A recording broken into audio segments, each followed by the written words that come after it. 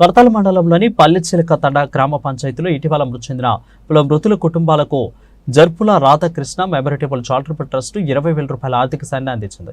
ఇక మంగళవారం trust chairman Lambadi హక్కుల పోరాట సమితి రాష్ట్ర ఉపాధ్యక్షులు కడతాల్ మాజీ జడ్పీటీసీ జర్పుల దశరథ నాయక్ పల్లెచిలక తండాలో మృతి చెందిన విస్లావత్ రాజు, విస్లావత్ శ్రీను, ఇక విస్లావత్ రాము, మేరావత్ వెంకటయ్య కుటుంబాలను పరామర్శించారు. అనంతరం ఒక్కో కుటుంబానికి 5,000 రూపాయల చొప్పున 4 కుటుంబాలకు 20,000 రూపాయల ఆర్థిక సహాయాన్ని తన ట్రస్ట్ ద్వారా అందించారు.